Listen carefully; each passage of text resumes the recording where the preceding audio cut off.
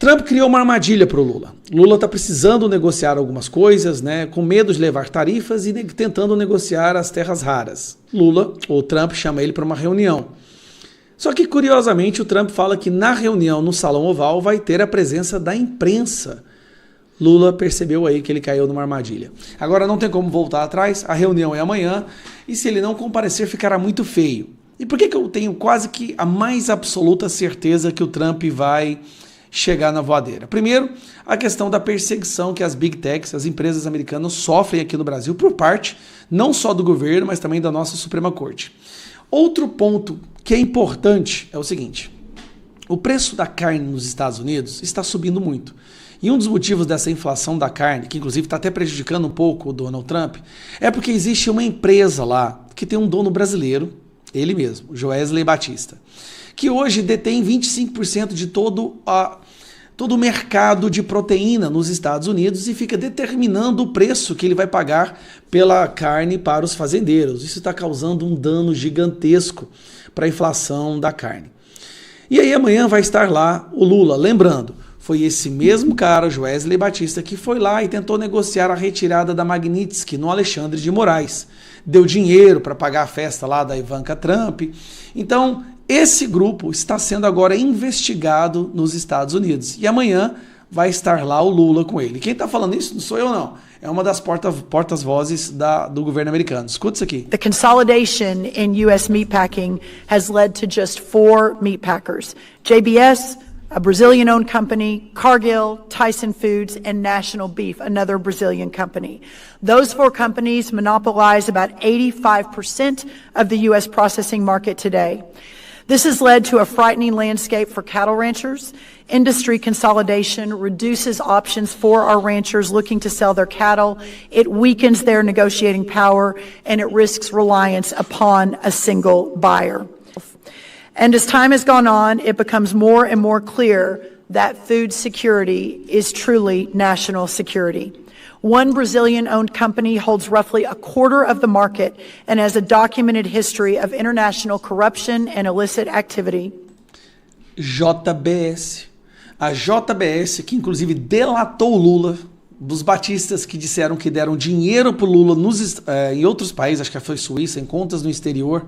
Hoje é o melhor amigo do Lula e é o cara que o Lula libera tudo o que ele pede. Inclusive usou ele para articular na Venezuela e mandou ele para os Estados Unidos para derrubar a Magnitsky. Agora esse cara vai levar nos Estados Unidos. The brutal reality is that such foreign ownership of meatpackers has been affiliated not just with corruption, but also cartels and, as recent as last week, slave labor.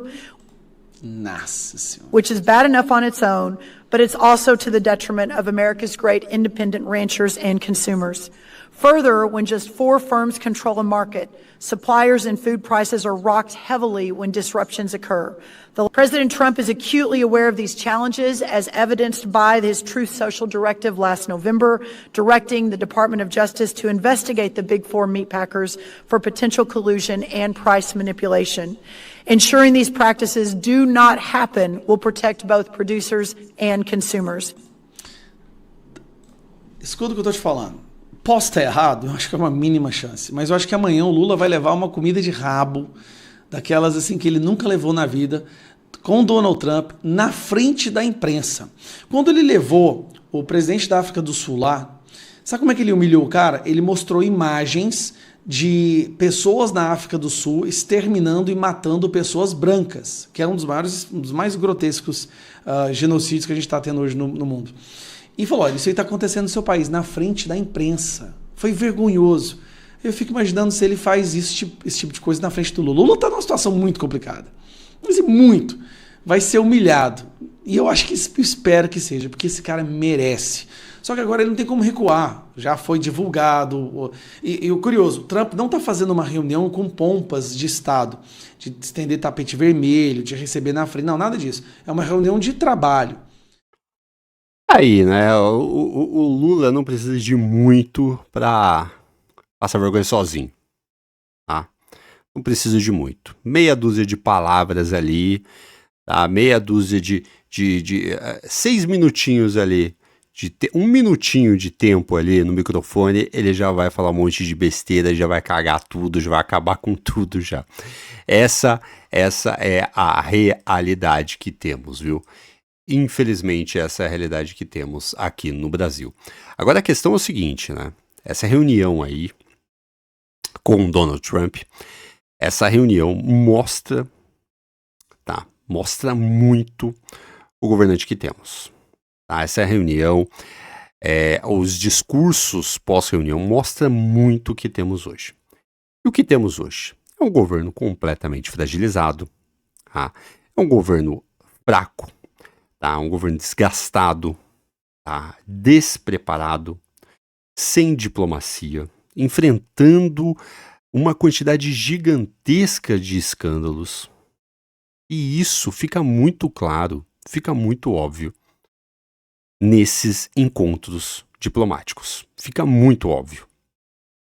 Então, assim, a pessoa que assiste isso, eu acho que ela tem que ter a consciência, um mínimo de consciência, tá? E entender o quanto isso é ruim para o nosso país. O quanto ter um cara como esse como presidente é ruim para o nosso país. Somos um país gigantesco, um país diverso, um país continental. Você vê, são 8.000 quilômetros de território. 200 milhões de habitantes. Tá? Um pessoal trabalhador, pessoas fortes, trabalhadoras, e com capacidade gigantesca de prosperar, de crescer, de evoluir, mas a gente está preso.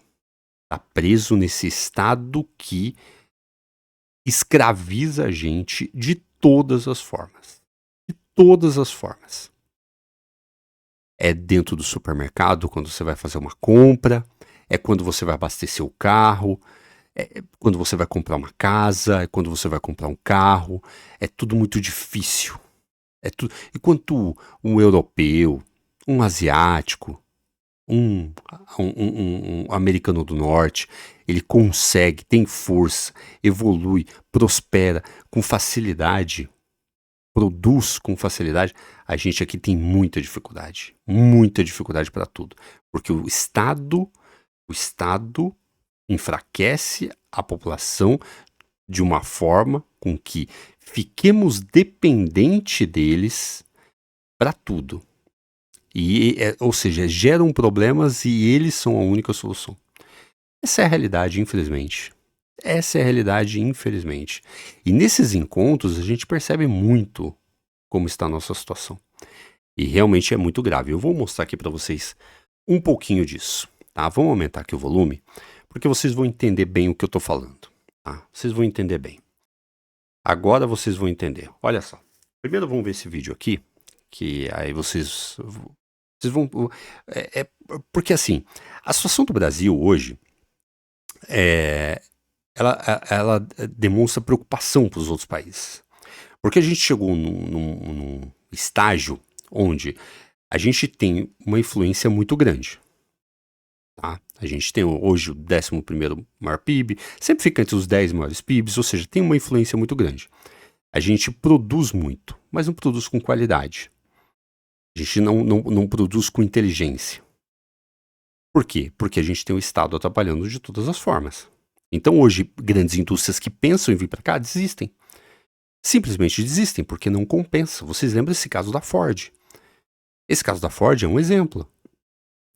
A Ford disse que tentou por diversas vezes negociar com o Estado brasileiro as questões trabalhistas, não houve negociação nem com o Estado, nem com os sindicatos, e abandonaram a fábrica aqui.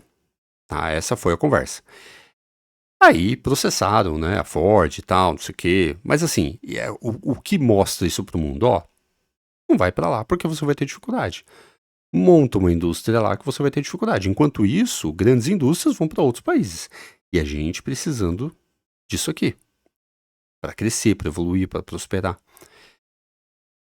Infelizmente, é uma situação muito grave. E isso, né, quando a gente vê esses vídeos do Lula, né, em outros países, né, e também deputados de esquerda, senadores, tal, de esquerda, esse pessoal mais voltado de esquerda, nos outros países a gente percebe muito isso, o quanto o Brasil se tornou um país frágil, fraco, né? Quanto a gente mostra de fragilidade para esses países, né? De dependência do Estado, sabe? Somos uma população dependente, né? Que precisa de auxílio a todo momento, que precisa, sabe? Parece um pobrezinho, sabe, o cachorro magro na frente do açougue. É isso. Vocês vão entender, olha só. We never saw President Trump today, despite initial plans for his meeting with Brazil's president to be open to reporters. President Lula later said he personally requested no media at that meeting, which means that we have not heard from President Trump about the latest state of these Iran talks since yesterday. Brett. We never saw Então tá aí, né? Ó, esse é só um exemplo. Você vê essa notícia, né, da Fox News, lá nos Estados Unidos, onde Lula pediu para que essa reunião fosse fechada. Por quê? Qual o motivo? Mostra o quê? Um despreparo completo, né? Mostra um despreparo gigantesco do nosso representante. Essa, infelizmente, é a nossa realidade atual, né? Mas vamos lá, vamos continuar aqui que vai ficar pior, tá?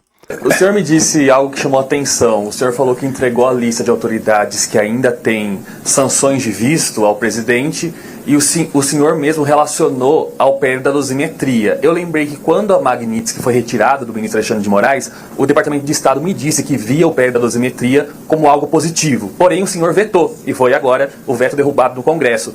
Como é essa negociação para a retirada dessas sanções? O que o senhor ofereceu em troca para o governo dos Estados Unidos? Foi reduzir a pena dos condenados pelo 8 de janeiro ou não? Não, porque o presidente da República não tem nada a ver com a quantidade de muitos ou de poucos anos com a condenação. Isso é uma coisa eminentemente do Poder Judiciário. Eu entreguei a lista porque eu já tinha entregue a lista uma vez e não foi resolvido o assunto. E você sabe o que acontece? Muitas vezes você entrega um papel para um presidente, vem uma pessoa acessória do presidente, não sabe quem é, e toma da mão do presidente. Comigo acontece muito. Coisa de comer, então a pessoa toma, porque comer, mas vão comer escondido. Então, papel as pessoas tomam também. Às vezes alguém me entrega um papel, eu pego na mão, quando eu vou abrir, tomou a mão. Se for um cara ajuizado, depois leva para mim o papel, ou passa para o assessor. Se for outro, que desaparece. E eu não sei se o cara que pegou a relação que eu dei passou para o Trump. Eu às vezes tenho a impressão que passa, às vezes tenho a impressão que não passa. Para mim tem vezes que passa, às vezes que não passa. Então eu entreguei a lista outra vez para ele saber. Tem muita gente importante que está aqui. São muitos ministros da Suprema Corte, o procurador-geral, a filha do Padilha de 10 anos. A filha do ministro Padilha de 10 anos, qual é a lógica? De qualquer forma eu entreguei para ele. Tá? E se ele não resolver, quando eu me encontrar com ele outra vez, eu entrego outra vez. A gente vai entregando até o dia o cara vai ler e vai tomar a decisão. Aí, né? Mostra o quê? A gente mostra um país desse tamanhozinho assim. Vocês estão entendendo? Calma que vai piorar, tá? E aí o Gil Diniz, né? Que é um deputado aqui, de São Paulo, né? Ele é deputado estadual federal. Agora eu não lembro direito aqui. Se é estadual ou federal. Deixa eu ver se aqui mostra aqui. Deputado estadual, isso mesmo. Deputado estadual, aqui por São Paulo. Ele disse o seguinte aqui, ó. Questionado sobre o assunto, Lula não conseguiu explicar o inexplicável. Em vez de assumir a derrota política, inventou uma história absurda dizendo que talvez o papel com suas propostas tenham sido desviado por alguém e nem tenham chegado a Trump. Lula tentou pousar de estadista, saiu enfraquecido, foi desmentido pelos fatos e ainda viu o Congresso derrubar seu veto cruel. Agora passou vergonha nos Estados Unidos. Este é o retrato do governo e seus últimos delírios. Ele está enfraquecido aqui, né, no Brasil, e ele se mostra enfraquecido lá também, né? Porque, olha aqui, o Gil Diniz ainda complementou aqui, né? Depois do fracasso da reunião com Donald Trump, Lula passou por mais um constrangimento. O governo Trump se posicionou a favor da redução das penas dos patriotas inocentes do 8 de janeiro, enquanto Lula fez exatamente o contrário, vetou a dosimetria e tentou manter punições absurdas até ser derrotado pelo Congresso. E ainda falou, né, do pessoal que estava com sanção da Magnitsky, né, que são os amiguinhos dele e tal. É um absurdo atrás do outro. Vamos lá. Com a eleição no final do ano, o senhor chegou a tocar nesse assunto com ele? O senhor vai pedir apoio para o presidente Trump, como o senhor deu lá atrás para a Kamala Harris? Tem algum receio de pressão mesmo? O apoio do presidente Trump para a oposição, para falar do Bolsonaro, por exemplo? Eu te falo, não existe nenhuma possibilidade de eu discutir esse assunto com qualquer presidente de qualquer país do mundo. Esse é um assunto brasileiro. Eles sabem disso. Eles também são presidentes. Eles também disputam eleições. Então, o meu respeito ao presidente Trump é porque ele foi eleito pelo povo americano. E só pelo fato de ele ter sido eleito pelo povo americano, não cabe a mim questionar. Cabe a mim levar muito a sério que ele tem mandato do povo americano para ser presidente desse país. Com a eleição no final... Meus amigos. E muitas vezes os Estados Unidos falavam em combater o crime organizado, a questão das drogas, tentando ter base militar dentro dos outros países, quando na verdade, para você fazer com que os países deixem de plantar ou fabricar aquilo que a gente chama de droga, é preciso que a gente crie alternativa econômica para esses países. Como que você vai fazer um país deixar de produzir coca se você não oferece uma alternativa de algum produto para que alguém possa plantar e ganhar dinheiro? E muitas vezes os Estados Unidos falavam em combater...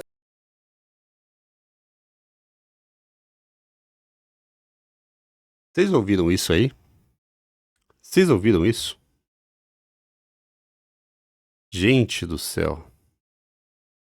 Ó, nesse trecho ele admite que o Brasil fabrica cocaininha, ou como ele mesmo diz, planta. Gente do céu, você precisa dar alternativa para as pessoas que estão plantando isso.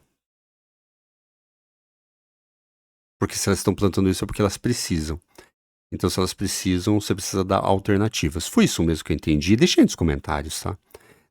Deixa seu like também nesse vídeo, que é muito importante para recomendar esse vídeo, para abrir a cabeça, o olho das pessoas, né? Para as pessoas entenderem e ver a bizarrice disso daqui, né? Não pode ser, eu acho que eu entendi errado. Não é possível. Não é possível. Entreguei para ele também a lista dos nomes brasileiros que ainda continuam proibidos de entrar no Brasil, nos Estados Unidos. As nossas autoridades constituídas. Como foi aprovada a dosimetria no Congresso Nacional, vai diminuir a pena de todo mundo. Quem sabe o Trump reconheça a necessidade de, liberar o visto, dos brasileiros que estão proibidos de entrar aqui. Entreguei para ele. Gente do céu. É isso aí, né? Enquanto isso, o que retrato que traz, a realidade aqui, o retrato que traz essa pesquisa Nexus, e que é muito importante a gente entender e esmiuçar esses números agora, porque a gente está falando, Elisa, de um endividamento não é pelo consumo, por uma opção, né, de gastar mais, como é lá no topo da pirâmide. Sim. É por uma questão de necessidade, são os custos básicos, é um endividamento, é uma decisão que a pessoa precisa tomar. Quando se trata de saúde e alimentação, você vai deixar para depois. Você vai correr para onde, né? Você não tem muito para onde correr, porque você está falando de não só consumir apenas por consumir, comprar uma roupa numa loja, coisa parecida. Você está falando de necessidade básica. Saúde, alimentação. Ou, em alguns casos, o desemprego, como eu mostrei, que acaba impactando também, gerando endividamento. Pois é, e a gente tem tantas famílias vulneráveis neste momento, né? É incrível imaginar, agora 11h10, tem família que agora está pensando, o que eu vou fazer para o almoço? Exatamente. Um arroz com salsicha. Isso aí, gente, e assim, eu quis dar uma geral aqui para vocês entenderem a realidade do Brasil hoje. Tá? E a prova de que estamos vivendo um caos generalizado não é só isso, não é só essa questão diplomática aí, tá? Não é só essa falta de diplomacia que ele tem em relação aos outros países, ou seja, estamos completamente isolados, está parecendo uma Coreia do Norte aqui. Para ser bem sincero, está parecendo uma Coreia do Norte, mas vamos ignorar isso, vamos virar a página disso daí. Aí você tem o quê? Dentro do Brasil, ou seja, apoio zero dentro do Congresso, né? A esquerda se isolou completamente, perdeu o apoio de todo mundo, não tem mais força nenhuma no Congresso, não tem mais força nenhuma com deputados, com senadores, esquece. Aí você tem o STF, né? Dando todos esses problemas aí, todos esses problemas caindo por terra, todo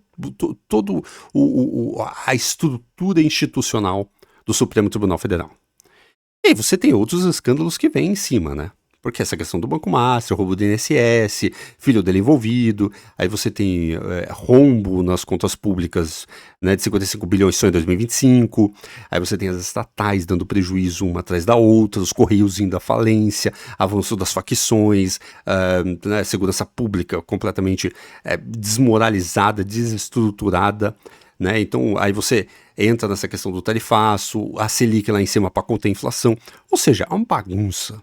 Tá? Então isso é muito importante a gente ficar sabendo para que logo lá na frente, em outubro, a gente pense duas vezes, tá? 2 vezes antes de votar numa pessoa dessa. Então é importante, você está assistindo, provavelmente não vá fazer isso, mas com certeza você conhece alguém que vai. Então é importante você ter essa noção, tá? Você ter esse conhecimento para você converter essas pessoas, fazer com que essas pessoas entendam a realidade na qual estamos vivendo hoje e pode piorar em muito, tá? Pode piorar em muito, tá? Porque não tem, você tem a questão, né, do Pix, né, que eu não, vocês sabem muito bem, a questão de mais impostos, você tem a questão que ele tinha falado, né, da regulação das redes sociais. Então assim, é daí para pior, tá? É daí para pior.